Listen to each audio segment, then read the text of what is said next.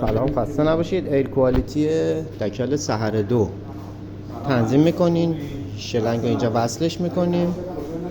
اون قسمت شلنگ رو به قسمت فیمیل کویک کانکشن وارد این قسمت میشه و به خود سیلند. حالا سیلندتون میتونه SCBA باشه، میتونه SABA باشه، هیچ فرقی نمیکنه. فقط این قسمت وصل میشه. تنظیمات روی رگولاتور.